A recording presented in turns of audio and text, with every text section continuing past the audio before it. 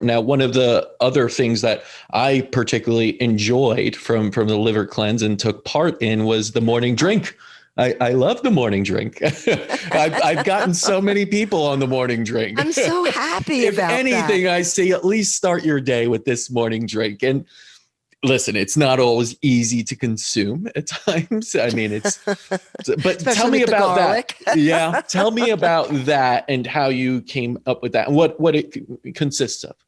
Okay. So it's citrus. Mm-hmm. And so you can use grapefruit or orange. I prefer grapefruit because a lot of people, oranges are a little too sweet for many people, especially if they have an insulin, just if they don't digest if they have an insulin resistance problem. Mm-hmm. Sorry. So, but you put a grapefruit or an orange, you peel it, you put you peel a lemon, you cut it up, put it in the blender, ginger, a piece of ginger, and the ginger seems to get bigger and bigger every day because people love the ginger. Mm-hmm.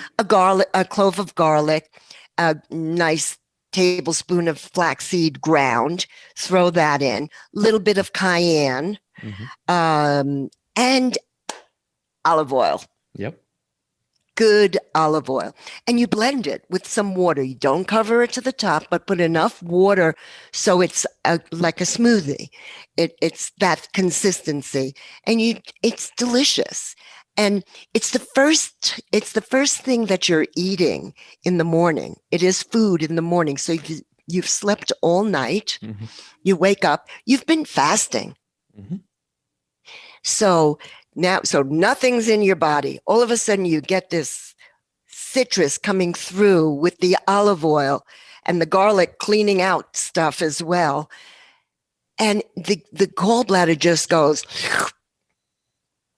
and it just flushes. Yeah. And it's the gentlest flush for the gallbladder and liver and kidneys. It Yeah. works very well on flushing the kidneys. So I like doing that for at least the first 3 weeks of liver cleansing. But I have people on that drink for years. I have to say, can you get off of it for a little bit? Have some oatmeal, you know. So, but people just love it. Yeah. And it's originally from, I'll tell you, it's originally from the work with polarity. The polarity, it's an Ayurvedic system of cleansing the liver. And I've learned it when I was training in polarity. And I started using it for all my patients. I adjusted it a little bit, and then there are those people who can't do the citrus. They really can't. They've just got too much acid reflux.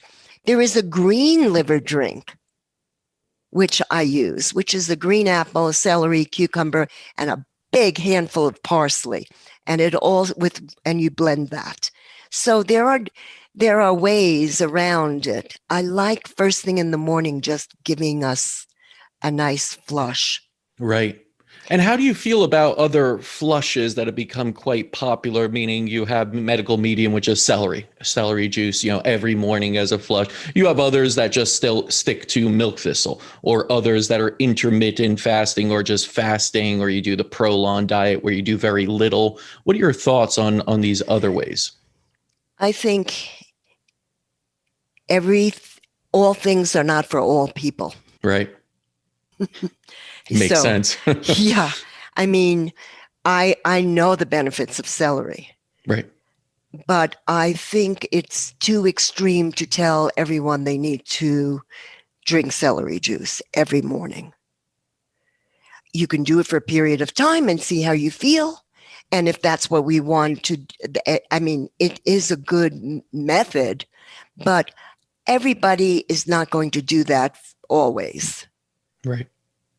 I like the idea of the citrus because of the high amounts of vitamin C. And during these times, it's really important. And the way we peel the grapefruit and the way we peel the oranges leave some of the white. The Hmm. white is the bioflavonoids. The white is for our connective tissues. So if you want to stay healthy and keep your muscles strong, we need those bioflavonoids. Right. So I think there's more. I don't think I just. It's not one thing for everybody. That's all. There's no I'm one not going to size say fits all in health, right? no. There People don't isn't. get that. People don't. We're They like want snowflakes. exactly, We're all exactly. different patterns. What's your pattern? My cleanse and my book was for the general Yeah. public. You can give it to your neighbor and they will get something out of it, because I think variety and seasonal and good organic is most important when we choose our food. And you go to I love shopping for my fruits and vegetables. It's one Yeah. of my favorite things to do, actually, because I can just reach, oh, it's artichoke season. We're Hmm. going to have artichokes now. That's a liver cleanser. Oh, it's summer. We're going to do a lot of zucchini soup because of all of the hydration that's involved with the zucchini. The zucchini has this like little mucilage in the zucchini, Hmm. and that mucilage is how we hydrate. Hmm. That's why we use aloe vera. If you're lucky enough to be in Mexico, nopales, nopales are the cacti. It's the most wonderful substance to put through your gut. Hmm. And that's why I use zucchini. I use a lot of zucchini in summertime. I don't use it in the winter. Hmm. Seasonality, right? You have to Yep. eat differently throughout the seasons. And if you're in touch with yourself, then you resonate to certain things. Your body knows. I think the problem is we eat so many processed things that we've lost that. That's what We, I'm like you such said, it's more about cravings.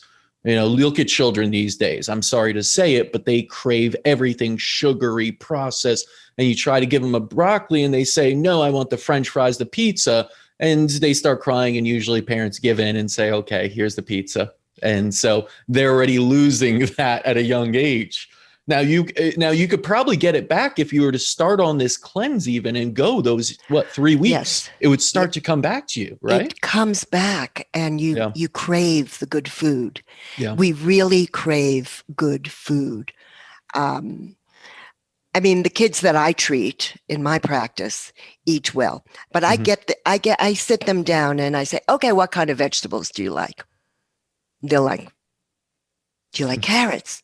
Okay, write down carrots, because the mother says they don't eat any vegetables. Hmm. Well, I get them to write a list of what vegetables they are willing to eat, and they have to give that list to their mother. Mm, smart. But the most important thing is when you're raising when they're babies, to give them that kind of food Hmm. and don't change. Right. Yeah. So It it's really a starts at an early drama, age. Yeah. and processed foods, I think, is one of the worst parts of our diet in today's world. If it has a name other than broccoli or tomato or celery, don't eat it. Yeah. If it has any other name with it, Food should be ingredients itself, not that's with it. ingredients. Otherwise, it's a product. You're eating a product, not produce, right? It's honoring nature. Yeah. We are nature. Yes. We We need forget to that eat though. nature. Yeah. We need nature around us to you know um, most people know that I do a lot of hiking. And I do a lot of hugging of trees. I'm a Mm, tree hugger. And that's what balances me. That's what grounds me again, so that I can go back and do my work. Uh, yeah. And tell people what we're talking about here. Every single consult, I discuss food. Find out what else is going on, sure. but you can't correct it without the food. Yeah. Pills, the best of medicine, I'm a homeopath. The best of medicine are not going to help you unless you nourish. The body is a car. Hmm. Okay. You've got to clean the oil filter. That's the liver. Hmm. Clean the air filter. That's breathing exercises. right? We have to change the spark plugs. We have to make sure the spark plugs are working. That's the endocrine system.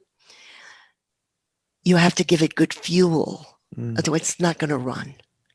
And yeah. good food is good fuel. Nature heals. I will say it till I leave this planet. It's the most important part. We can heal without any medicine. We can heal with just food alone. Right. And I feel like we've lost that relationship with nature to be a healer, where we say, let's turn to unnatural things, let's turn to chemicals, let's turn to invasive procedures as our healer, and let's put that on a pedestal. And look where we are now. We're in a state where we're saying, don't go outside. It's scary outside. You could get sick outside. And we're locked down and covering ourselves and staying indoors. And I can't see this coming out as a good thing for our health. We're so No, out of touch with nature no. now. And what we're seeing, especially with the masks, people are having a lot of bacteria go back into their system. Absolutely. It's a scary situation that we're in, actually.